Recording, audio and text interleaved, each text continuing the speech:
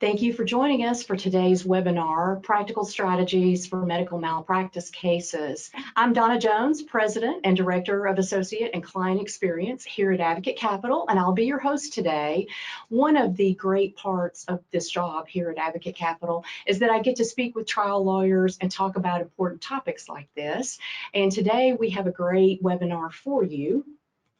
Our featured guest today is Catherine Bertram of the Bertram Law Group in Washington, D.C. And let me share with you a few of her details before we get started. She's achieved many significant verdicts and settlements for patients and their families in the Washington, D.C., Virginia, and Maryland areas over the past 3 years. A few of those include a $17.1 million verdict in Washington, D.C. in 2022, and in 2019, 2 significant verdicts, one for $12 million and one for $35.6 million. The vast majority of her cases do settle, and her goal for each case is to obtain full and fair compensation for her clients. Catherine has actually obtained settlements over $75 million in just the last 5 years alone. She has an unusual background, which gives her the ability to look at these cases from 360 degrees. How, you might ask? She was formerly the Director of Risk Management at Georgetown Hospital, and as a result, she has extensive experience in why errors occur and how they should have been prevented. So welcome to the webinar, Katie Bertram. There I am. All right. Hi, Perfect. Donna. How are you today? I'm great. And just to let our viewers know, she does go by Katie with most people. And so before we get started today, one quick housekeeping item. Disclaimer, we're not here to give you legal advice, tax advice, any advice really. And so if you seek specific advice on a topic, please do consult your own professional with regard to those items. So let's get started. We've got a lot of great content today and a lot of attendees for this webinar. And so as we approach this subject, Katie, I thought it might be helpful if you could share with our attendees generally what you work on in your practice in terms of catastrophic med-mal cases and the focus of your practice. Sure. So the first question, I guess, is how we decide, right? How we decide if these cases are negligence or not. And I'm lucky in the sense that I have a nurse that's on my staff, and I have a couple doctors that I also keep on retainer. And so having done this now for 30 years, I will say that a lot of times I can tell if it's not a medical malpractice case, if it is an accepted complication, because I've had similar cases before to what the family's talking about. So a lot of times, if I'm either talking to the family or the lawyer who wants to refer the case and is trying to find out if it's a medical malpractice case, I'd say 80% of the time I can tell them off the bat, just from listening to the facts, whether or not it's a case that they might want to get more records on. And then in the other 20%, we need to get records or get the fetal monitor strips or get the pathology or the radiology, because we need to have a quick review. And I like to call those curbside reviews. And I'm also super lucky because having been in this industry for so long, I've made a lot of good friends with a lot of experts. And so I have the ability to kind of call them and get a curbside or a quick look to see if it's something we need to really get more information on and spend more money on. So that's really important. And I think anybody on the call would agree, whether you do catastrophic personal injury or trucking cases or medical malpractice, you know, you live or die or sink or swim by your decisions to whether to accept a case or not. So it is a really important step. And if it looks like the injury is something that's generally an accepted complication, in general, I won't take that case unless we think there's some red flag or smoking gun that'll help us establish why that particular patient's injury is outside of the general rule that it would be an accepted complication. But, you know, we try to avoid cases where the defense is going to be able to make that argument. Okay.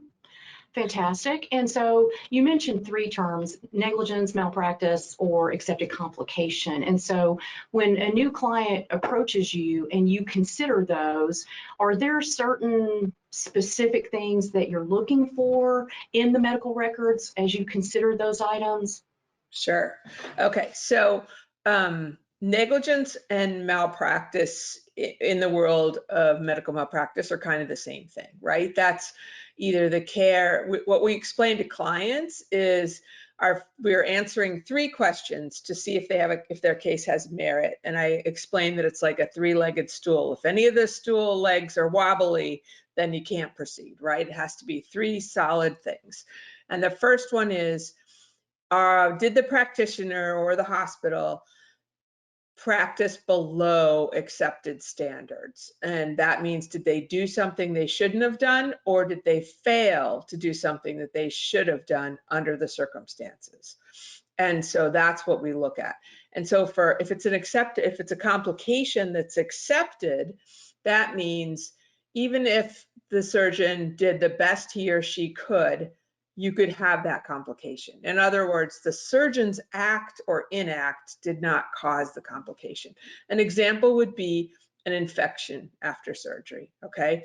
You can do the best job possible, wash your hands, everyone wear masks, and you can do a surgery on somebody and they can get a staph infection, okay? Well, you say, how? How would that happen? Well, we all walk around with staph on our skin. So it can happen to anybody, even if they were super careful in the operating room. So that's the difference. Now, let's say they did a surgery and there's an infection, but the infection that the patient gets can only come from instruments that were not sterilized properly. Well, boom, that's a case. That's a case against the hospital, right, for not sterilizing the instruments properly. So you have to dig in and see, why is there an infection and what kind of infection there is.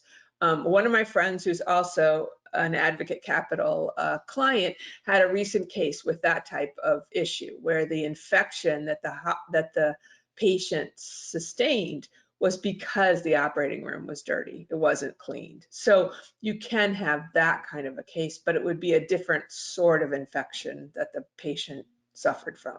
So that's just an example. Okay, great. I think that helps clarify that just a little bit. And so let's move ahead to our next topic. And we see this in the news a lot about patient rights. And so what would you say about patient rights that are unrealized, perhaps, by all of us walking around, which are actually protected under the medical law? So I think most people don't know that there's, for example, a federal law, which we call EMTALA, which is EMTALA. And it was put in place so that people with no insurance, or maybe people with government insurance that isn't as, doesn't pay as much, can't be discriminated against when they come into the emergency department. Okay, so if I come into the emergency department, and here's why it was put into place. Let's say I'm an undocumented citizen, and I come into the emergency department in labor, and I need to deliver. And the staff realizes that I don't have insurance, right? They might turn me away because they know they're not going to get paid for doing that delivery. Well, this federal law was put in place to say they can't do that. They must take you if you're having a medical emergency, and they must treat you or transfer you if they're too little to treat you for the condition you have. And so you have all these rights when you go into a hospital that people don't know. It's one of the reasons why when you first go in, they just sign you in and ask what's wrong, and they don't ask you for your insurance till later. That's because of a federal law that protects you. So they have to determine if you need emergency treatment before they ask you if you can pay. So there's things like that that might have been violated that an attorney who does this kind of work would look at, because that's a separate claim. Okay, so there's those sorts of things. And then unfortunately, there's the other end. In many states, there are caps on the amounts that our clients can recover, even if they're catastrophically injured. The case you mentioned before, my $35 million verdict, that patient was a CIA agent who spoke many languages, who was rendered brain damaged by a spine surgeon. She needs round-the-clock care. The cap in Virginia for her case was less than $3 million. So Wow. the jury's not told that. Now, they found out afterwards. They all ended up going out together after they rendered the verdict, because I guess they became such good friends because our trial took so long. But they called us. They were outraged when they Googled it and found out that our client wouldn't get that money. So those are the kinds of things that we end up talking to families about, that no one has any idea that their rights have been limited by a state and that they aren't really getting their constitutional right to what a jury determines. So that can be really frustrating and difficult. Absolutely.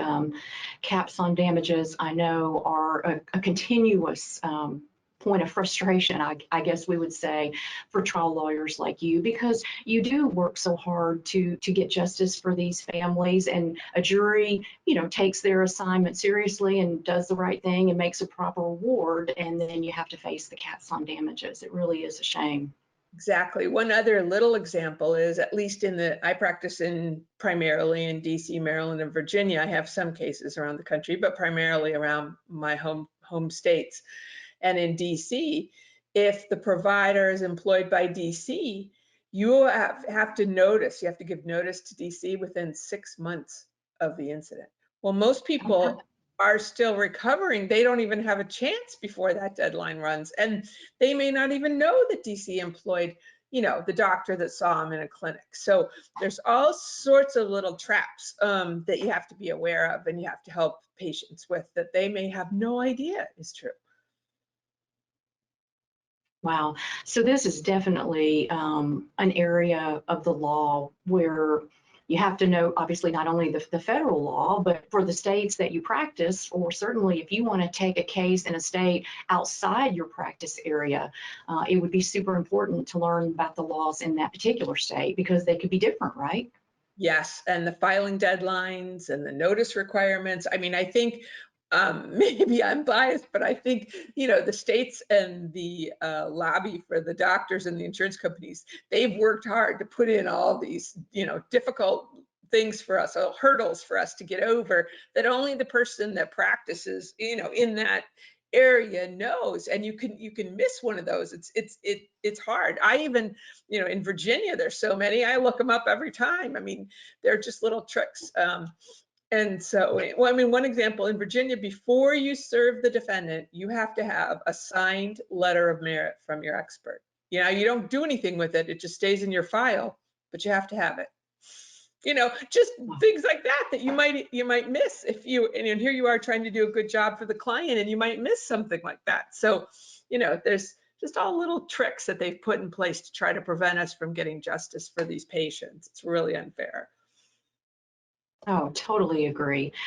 So we've talked a lot about how you look at cases on the front end and, I guess, vet them, if you will. And so kind of moving to the next topic, what do you look for, or how do you identify a strong medical malpractice case? And then I guess we can take it to the next step and talk about how you build it once you've decided that.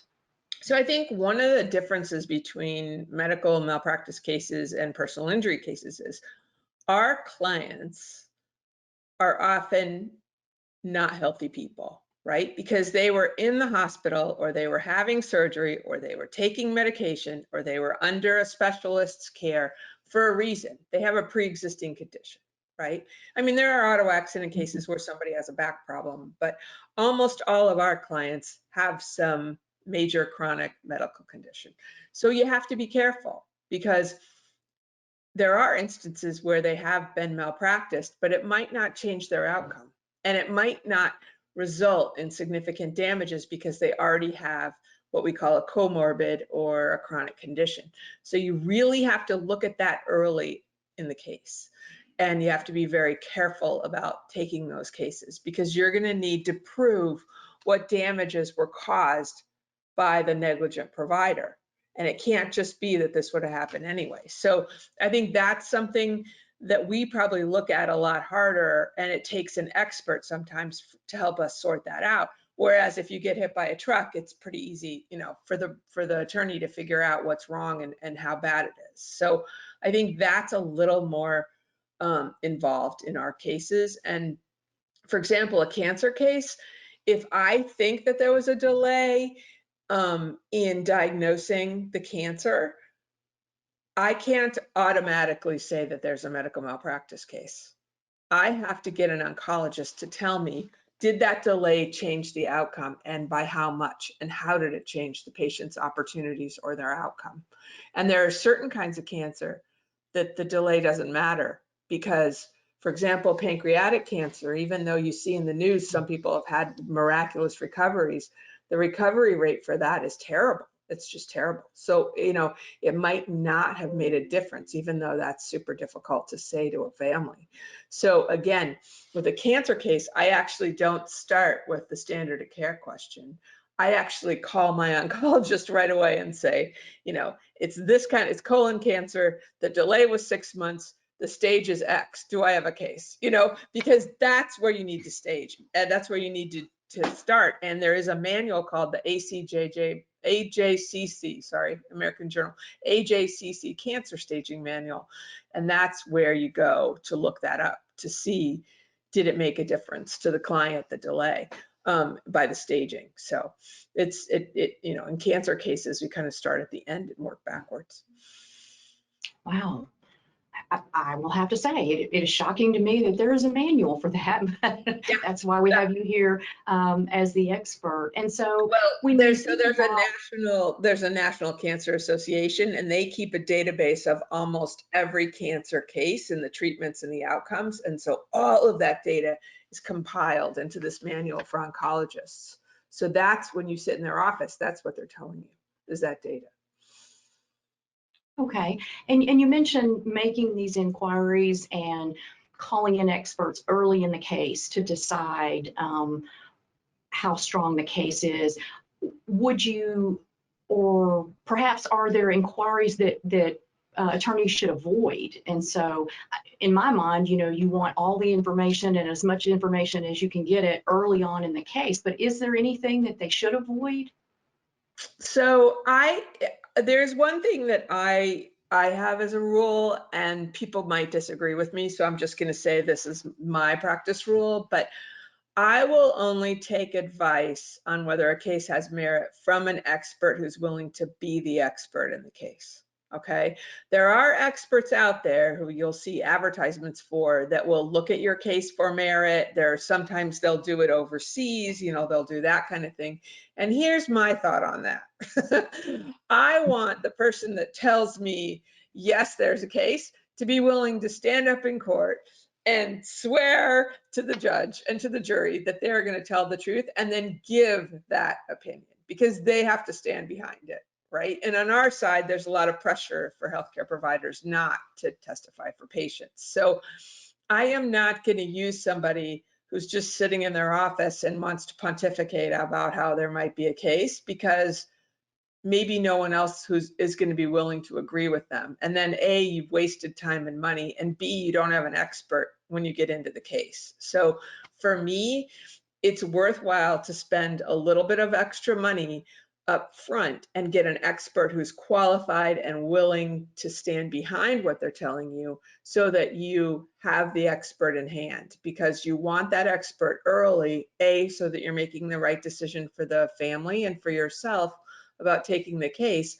but B, I have them then, so that when I draft the complaint, I know what I'm doing. But more importantly, when I think about themes, when I do an early focus group, when I start taking depositions of the providers, I've got my expert who can tell me what to ask and how to ask it. And that makes a huge difference in your case. So I think it's money well spent.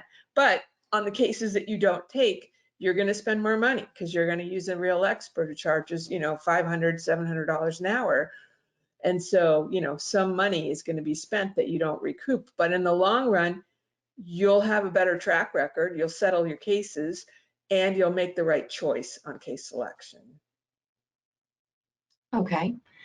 Well, thanks for that clarification. And so we're talking about, preparing a case and identifying a strong case. And so let's kind of think about the challenges that you've learned to prepare for, and maybe a little bit about the tools in your toolbox that help you manage that process as you work your way through a case. So one really important thing in the early stages is to make sure you're getting a complete record. I would say 80% of the time we ask for the complete hospital record or the complete medical record, and what we get is not complete. I'm not saying they do it on purpose. Yeah, I know. Ooh, and it takes a while. But I'm not saying they do it on purpose. I think some of it's just, laziness or too many claims in process or something. But we have our staff set up so that my nurse looks to make sure everything is there. And if it's not there, then she can tell us exactly what we need. And she tells us ahead of time what we need to get the merit review, because you don't need to request the universe of records from every provider to get the merit review, okay? You may need just the pathology results, the imaging, and the office note or the staging. You may not need every single record to figure out if you have a case. And so you can save time and money there, and you're going to get an answer a lot quicker. So that's something that I think we've learned over time. And I would say that the medical record, the electronic record, is not, when you see what's been printed and sent to you, that's not necessarily the whole thing. There's a lot of additional data you can find out in the case. And this is something that if you attend seminars, you'll see people talking about audit trails or metadata. There's a lot of information in that electronic record that may be helpful to you in proving certain things. And you're not going to necessarily get that until you get into the litigation.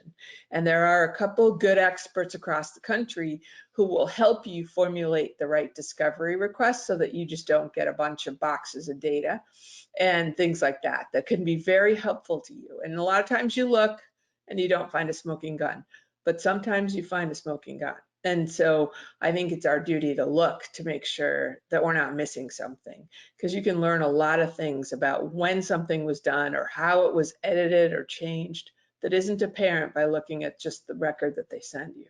So I think those are really helpful expert tools to be aware of. And then to make sure that you're looking to see what articles are out there that set forth standard of care. By now I've got an arsenal of policies from all the hospitals, from all the cases. Mm-hmm. And while they may be subject to a protective order, so I can't use it directly as evidence, I have it. I know what it says. I know how to ask questions about it. I know what to ask for from that hospital if I need it, or from another hospital, because they all almost have the exact same policies, right? So that's very helpful as well. So I think those things help me a lot. I have my nurse attend the depositions with me in any kind of complicated case. We just did it yesterday. We deposed somebody in a case and I had her on the Zoom call, because I then take a break and she may say, oh, Katie, what he said here, that's not correct. Look at page 74 or something like that. She may have a different way of asking a question. She may be able to tell me, oh, he's puffing, ask it this way, because she knows the medicine. So, that's also well worth it for me to have her with me at the time, so that I may not miss something. And I think also there are times when I have experts listen in on the defense expert deposition, because I want that defense expert to know that I have somebody who knows what they're talking about with me, and that cuts through a lot of BS. It's very helpful. Oh, those are great points. I want to circle back just for a moment. When we were preparing for this webinar, you mentioned that there are a handful of medical malpractice cases that you actively choose not to handle, and you refer those That's to right. other lawyers. And so if Yes. you would just a minute, Katie, think about or share with our attendees today why you don't take cases like Sure. dental malpractice. I know you Right. mentioned mental health abuse cases, Right. and also a hot topic for everyone right now are COVID cases. Yes, yes. So again, these are just my rules. You know, you can for sure find other lawyers who are super successful that have different rules.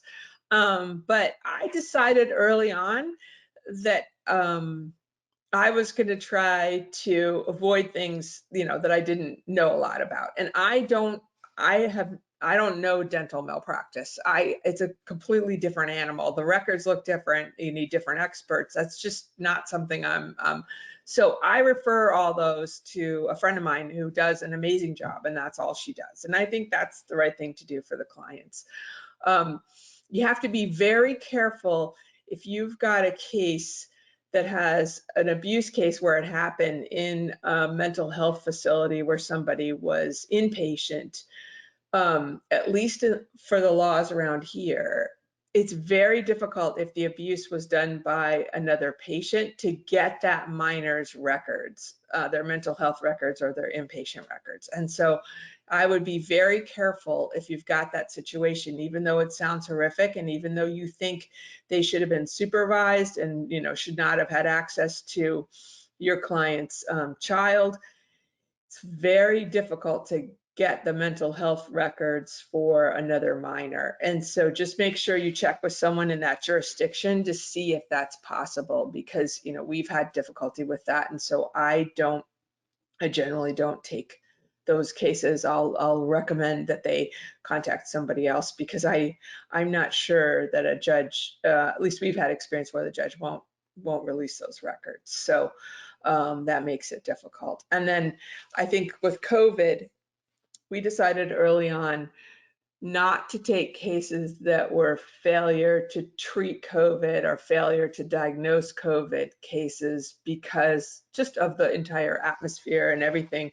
And I checked in with my infectious disease expert throughout COVID, and he felt very strongly that it was going to be very hard to testify that more likely than not the person should have survived, just because the data is not there for survival, you know, for giving some of those early medications and things like that. So when families call and they say, you know, my loved one got COVID and died and we don't think they were treated properly, I just say, you know, we don't take those cases. You need to check with someone else, because I think they're really hard to prove. So that was just a decision we made early on, and I'm happy with it. But, you know, you have to watch out too. If the person got COVID in the hospital and died and you're trying to make a claim for some other malpractice, that can be very, very difficult too. So the C word is not good. Okay. I'm going to pause the presentation for just a moment. We have a question. Okay. All right. Question from the viewer is, do you have a go-to resource for locating experts in a particular field? So that's a great question. I'm really lucky because I've done it for a long time, so I have a lot of experts. I would say the best other resource is if you can join the AAJ medical negligence subgroup or the AAJ birth trauma subgroup. It's only like $100 a year, and then you get on that listserv, and they have and share the best experts on that listserv with each other. So that would be my recommendation. I know some people use a service and some people are very happy with a service. I just haven't done that, so I don't have one to recommend. But what I love is the AAJ listservs, because they're tried and true. That's everybody that does the work around the country. And they'll say, you know, I mean, just today, there was one, I can't remember what field it was, but everyone was saying, oh, this guy's great, try this guy, he's in Toronto, you know, and then they attach his CV. And so what I do is, my nurse knows if I forward one of those, she just has, so we have a database. And so I just forward all those and keep them by specialty. But that's, I think, the best way to do it, because you're getting tried and true trial lawyers who are vouching for this person, and it's free. So, well, it's $100 a year, I guess, but that would be my recommendation. We also do it on our local trial lawyers on our listserv, just for local cases. So that's another way to do it. But that's generally how I do it. And then if I don't have one and I don't see one on there, I just ask a couple of my colleagues, to see if I can get a new one, because people do retire, or maybe you don't want to use the same expert. And if you need someone, you can email me too, and I can try to help you if you need someone. Fantastic. And thank you for mentioning that. For those of you who might not know, AAJ is the American Association for Justice. It is the preeminent professional organization for plaintiff trial lawyers, and we support it. We highly recommend it, and I think Katie has given you a very valuable resource. Yeah, and it's Right. only an extra $100 to join those subgroups, and then you can just limit your emails, because I know everybody gets too many emails, but you can just limit to get the listserv for that, either for the medical negligence, or for birth trauma if you want to do birth cases. And then you'll just be getting those emails. You won't get every email for like every group, but I think that money is well spent. Okay, great. Well, let's move ahead to our next topic. And so I think everyone would like to hear what you've learned from your cases over the years. Why is my slide not advancing? Let's see. Let's try here. There we go. So we talked early on and in your introduction about some of the many successful cases that you've had. And what would you like perhaps to share with our listeners about those cases or other cases that you've learned a lot from? So one of the things that it took me a while to learn was that I try to take a very limited number of cases at one time. And I know there's pressure on all of us to feed the machine and to keep our firm going. And it's always scary because we work on contingency and we don't know what's going to come in the door. But what I've learned is that if you can limit your cases, you can do a much better job on the cases that you have, and you can give them particularized attention. And I think that's the first thing. I don't do it on purpose, like I don't go out and look for other claims, but recently I had a case and the defendant that was the most culpable didn't have enough insurance, and our client was a quadriplegic, and so I needed a lot more resources for the case. And so I really had to think outside the box, and I came up with some claims that were related to breaches in fiduciary duty, for example, which is, I've never used that. I mean, I literally opened the jury instruction, the standardized instruction book, and looked through it to see if I could come up with any other claims to put in the amended complaint, because I needed some other claims against these other defendants. And, at first I felt a little awkward. It had merit, and, and they filed a preliminary motion to dismiss, and it was denied. And then in the end, those defendants paid, and that added up to a significant amount that helped the client. But I've never added that kind of a claim. So, I'm going to look for it now.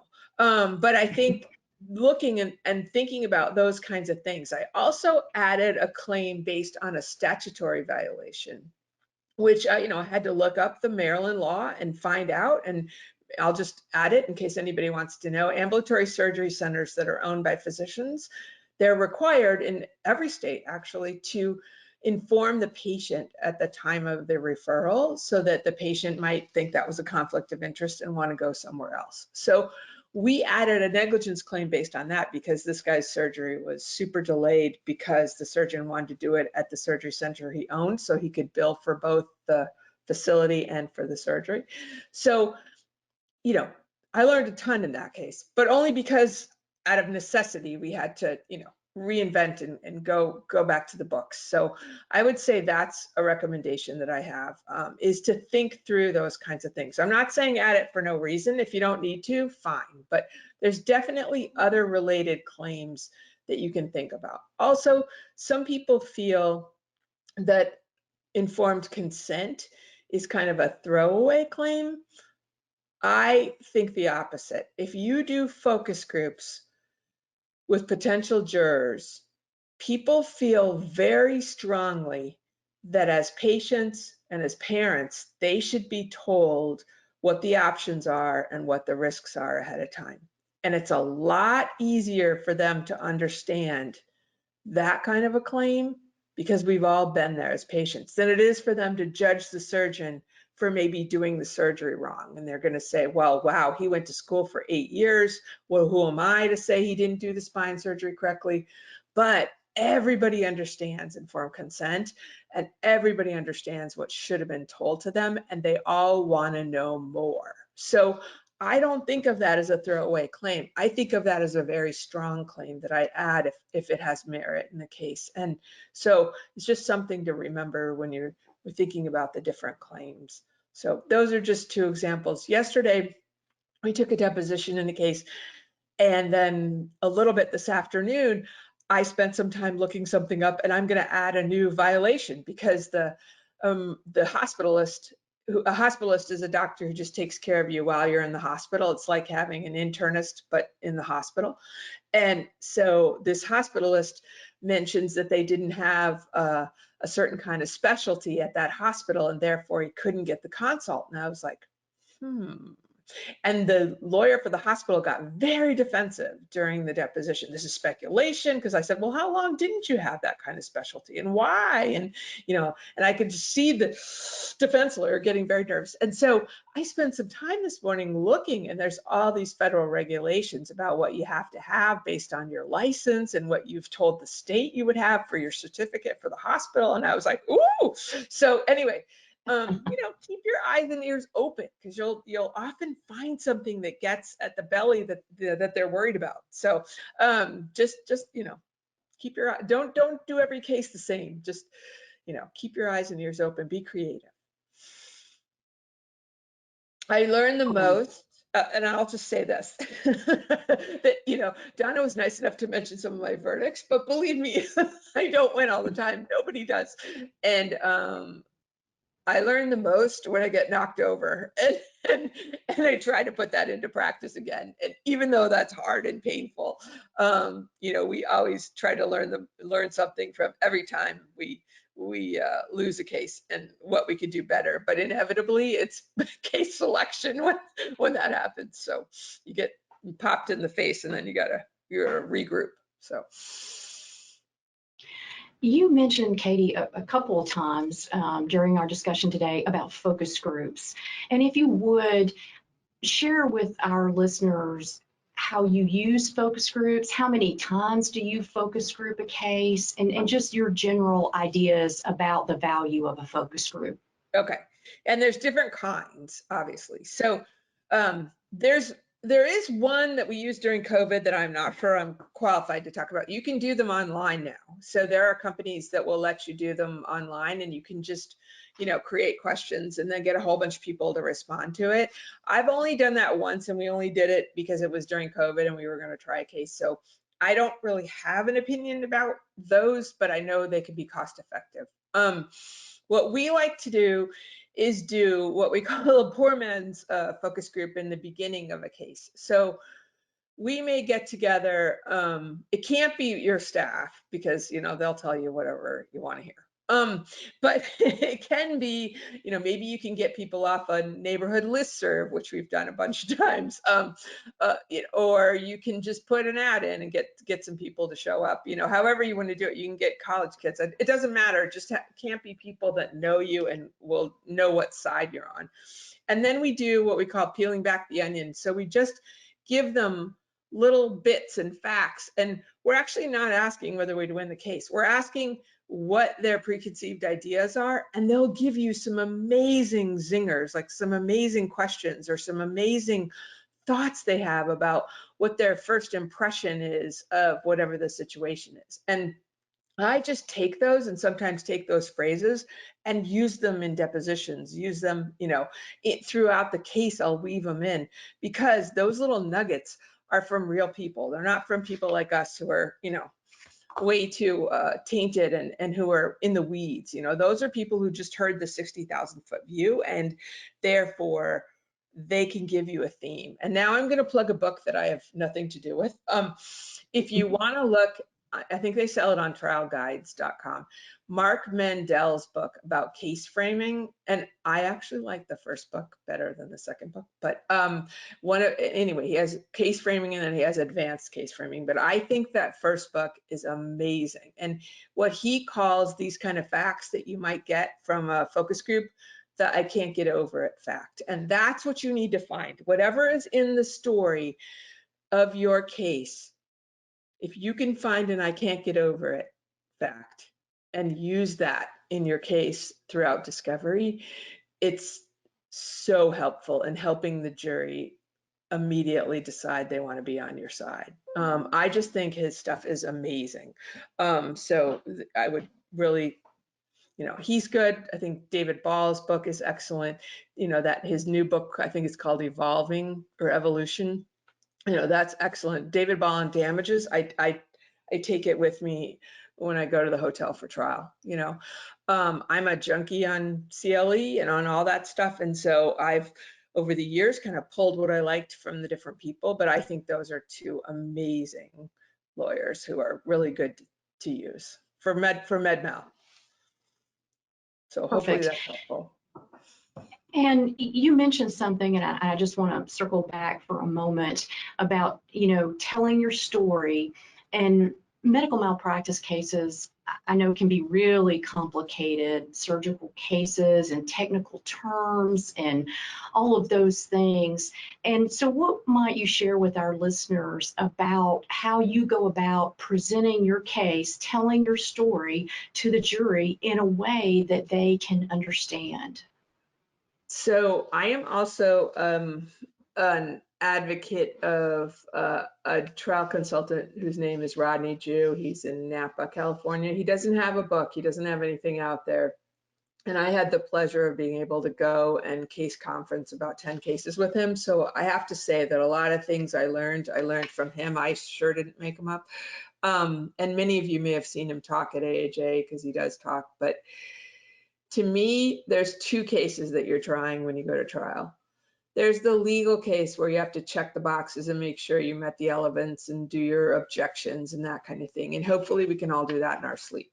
But the case you're really trying is the case you're trying to the jury. And the problem with medical malpractice is the defense's goal is to make it super complicated. So you have to keep it simple.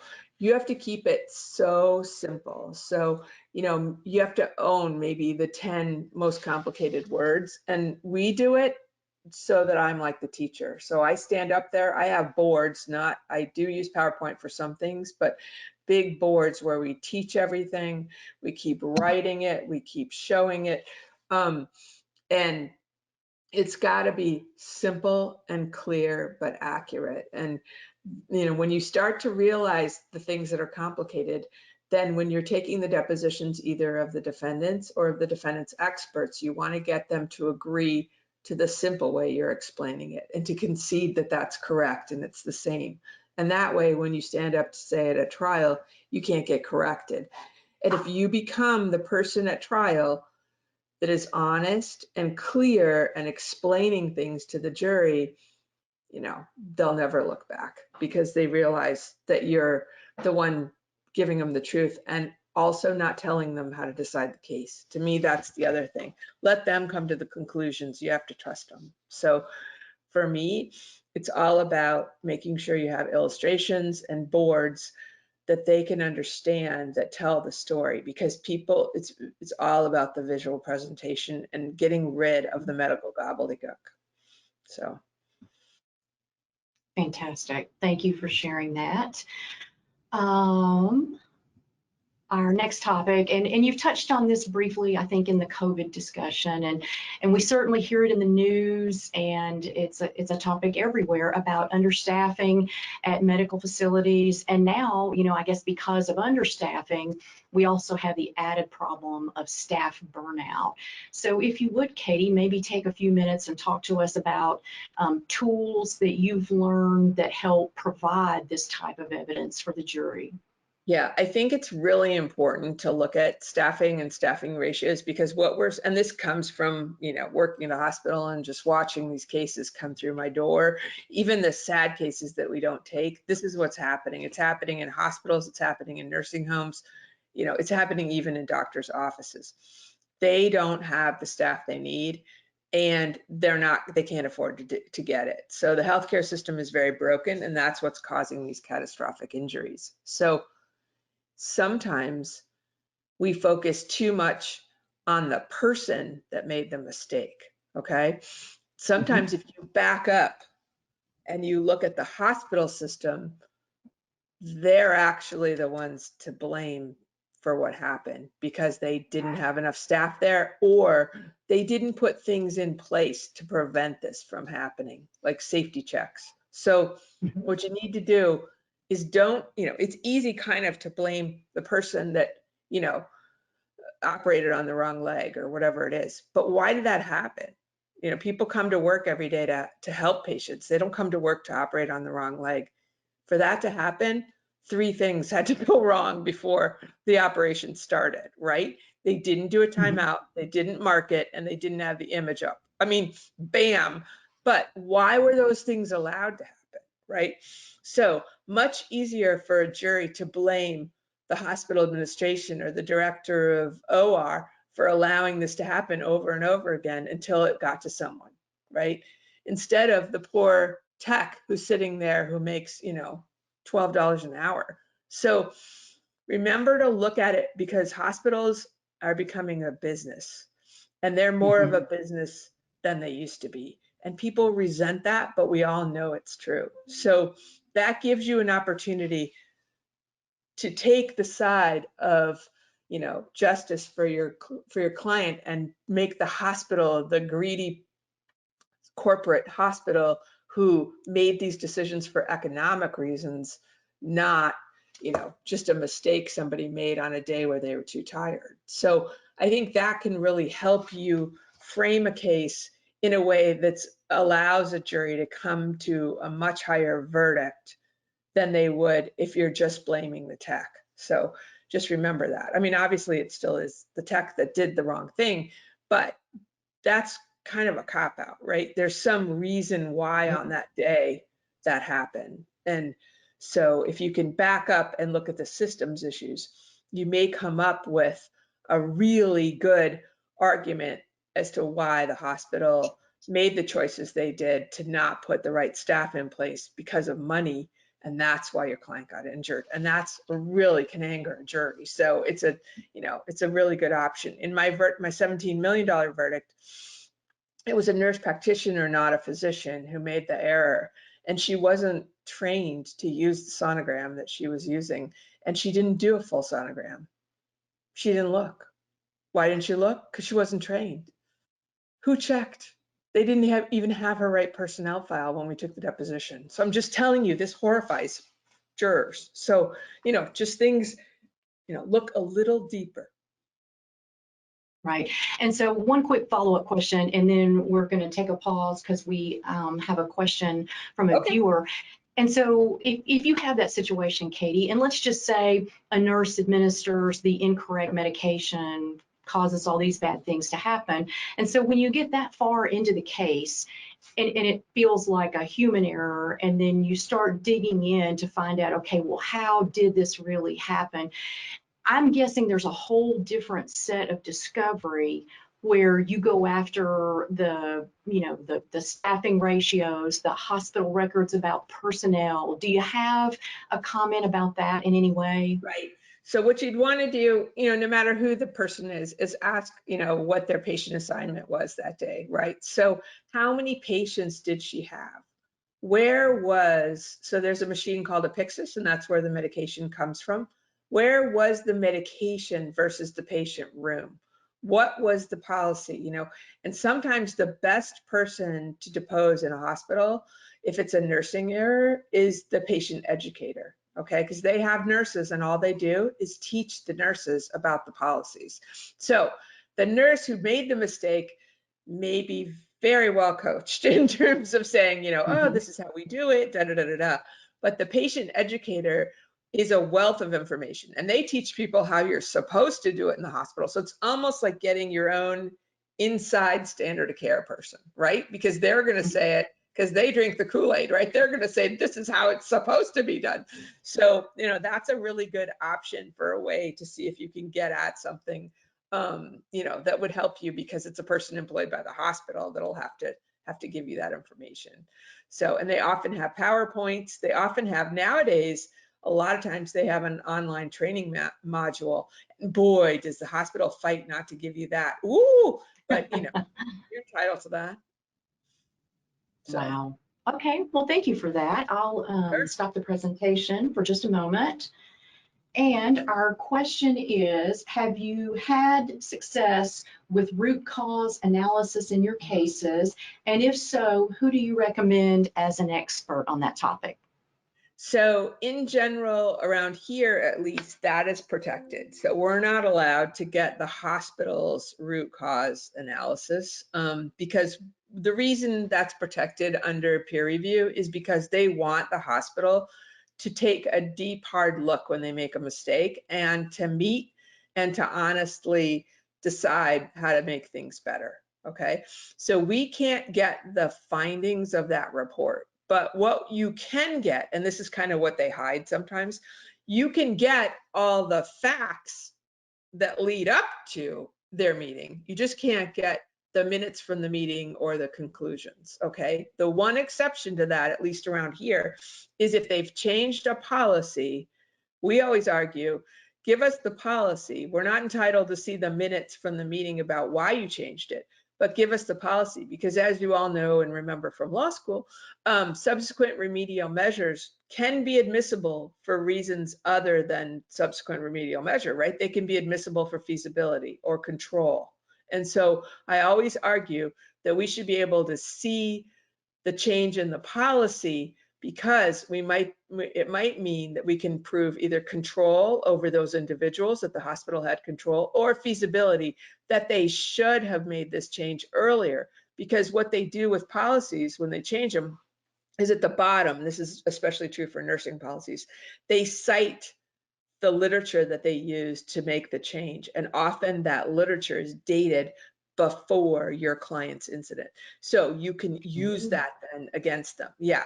So, or you can go out and ask your experts. Your experts have policies at their hospital. If they're able to produce those, you can show that they had the same policy, that the safer policy that should have been in place at this hospital, and they've had it since 2017, you know? So you can do it that way. There are hospitals like University of Vermont, I think, is one that have all their policies online. So you can find that too. If you have a legal nurse consultant, they also have an amazing listserv that, you know, they share policies too. So there's ways around that. But around here, we're not able to get the actual root cause analysis itself. So I don't know if anybody else has, but there may be exceptions, but we have laws here, we can't get it. Okay, super helpful. Thank you for that. One final item that I wanted to talk to while we're on this understaffing and staff burnout discussion. So telemedicine is all the rage now. You know, again, COVID kind of pushed the envelope on that. And if you would, Katie, talk to us a little bit about your perspective on telemedicine. Is it good? Is it bad? And how does it impact potential medical malpractice cases? I'm going to start by saying sometimes you don't know if there's been telemedicine. And the area that I'd want you to look at is radiology reads in the middle of the night. Many of the national hospital systems have now started employing there's one group called Nighthawks that's out of Australia. Well, if in the middle of the night here in the United States, it's actually the day in Australia, right? So they've hired this company who has radiologists to read all the images all night because it's cheaper. They can pay the day rate, okay? So you do need to look at that in your cases if there's an issue about timing of a read or an improper read. So just a little hint there that you might not even know that's happening. Until you ask for the deposition of that radiologist, and then you figure out that they're in Australia. So I think telemedicine, obviously during COVID, you know, it was important and necessary, but What we're seeing now is it may be being used more as a convenience than anything else. And I think patients don't understand the risks of being seen on a virtual visit. You know, if I have abdominal pain, how are you going to do a telemedicine visit? Not very well, right? And what I'm concerned about is that they will blame the patient for not coming in, and they will blame the patient for not telling them sufficient symptoms so that they could diagnose something when they couldn't touch the person. And so I am very worried about that. And I feel like the notes are not good, the exams are terrible, and they're just billing for this. So, you know, it's very concerning to me, and I don't know yet how it's going to impact our cases, but I know it's not good for patients. The exception is psychiatry and therapy. It's great. You know, people can get more visits. That's wonderful.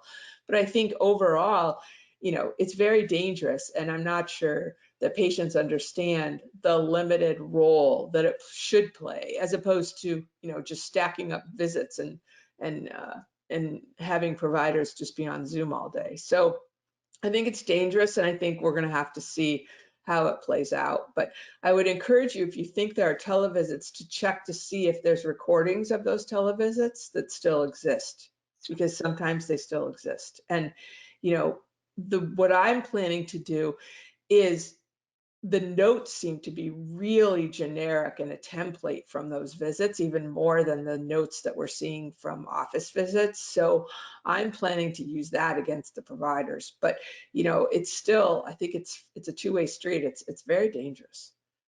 There are all sorts of laws too about, you know, who can do it and where you have to be and blah, blah, blah that are developing that, you know, I don't know all those laws yet, but I think it's something we're going to have to dive into too.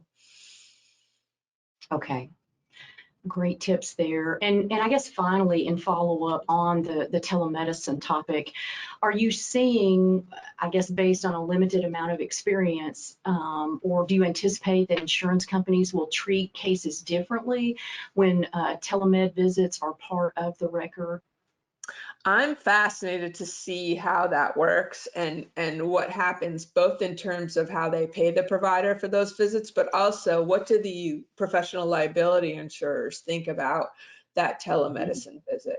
And my thought is, if the patient is not really offered an in-person visit and the doctor is, you know, forcing the televisit, I think you're in good shape. But if the patient is choosing that and is offered the in-person visit, I think that's going to be difficult. I'm concerned about those. Okay, great. Well, we are, I think, at the end of our prepared presentation. And so this is a time slot that we have available for more questions if there are any. So I'll just put that out there for a moment. And while we're waiting, Katie, to see if there are more questions, are there any general tips, any topics that you feel are important that we haven't covered today that you'd like to now? Yeah, I did think of one. If you're dealing with a surgical case and it's a teaching hospital and you think that the resident might have been the person performing most of the surgery, make sure you ask for their surgical logs, because they, by year, have to keep track of each surgery that they participate in. And there's 3 categories for their level of involvement. And they want to brag, of course, and say that they were the primary surgeon. So you want to get that log, obviously de-identified, but to show for your particular surgery what status they set themselves as, if they were the primary surgeon or the assistant or the observer, and then also see how many they've done of that particular surgery before your client's surgery. And so that's a really important thing to get if that's an issue in your case. And I just throw that out there because we got that in a case a couple of years ago and it was a gold mine. Great, that's great information. And I think our listeners might not even think to ask a question like that. So yeah, teaching hospitals, yeah. Well, you know, we do want the residents to learn, but whether they learn on Zoom, right? yeah, it's a little different, right? Okay. Oh, and also Well, those logs, if there's been an anesthesia issue, and you're worried about who was in the room at the time, there are CRNAs that are capable of being the primary anesthesia provider in the room, but they have to be supervised by an anesthesiologist. But anesthesiologists often supervise 4 to 6 rooms at a time. So that's a time when you would need the audit log, and you would need to find out who was in the room at the time and how often that attending physician anesthesia provider was in the room. So, you know, they all have badges, they go in and out. You can get all that information in Discovery. So there's another little tip. okay, fantastic. Let's see. Okay. Very good. Well, I would tell you all that if you have other questions, I know we are about out of time today. We want to be respectful of everyone's schedule. Please feel free to submit them in the chat box, and we'll get them to Katie and provide responses for you via email at a later date. So just know that we will continue to offer that. Katie, thank you so much for joining us today. It's been a wealth of fantastic information. We've got your contact information here. And I would just ask, do you have a preference? If someone wanted to consult you about a case or talk to you about a case, phone, email, any preference on how they reach out? Email is probably the fastest way to get to me. And then I'll call you back on my cell phone. Happy to help. And also, oh shoot, I just thought of something. Go ahead, please. Oh, for the person that asked about experts, here's one more idea, okay? Okay. If you have access to Lexis, you can go in and search for cases that are similar to your case where there were verdicts, and you can see who the experts were on both sides. And so that's another way, if it's like a wonky, unusual expert, to find somebody that you know is road tested, right? Because they already got a good verdict. So that's another way to get experts that I forgot about. And sometimes we do that if we need like a weird engineering expert or something like that. So that's another idea that doesn't cost you anything. Okay, thank you for that. Looks like we have one more question today. Great presentation. What are the names of the two books regarding medical malpractice damages that you mentioned, I guess, earlier? So Mark Mandell, Mandel, I think, his book is called Case Framing.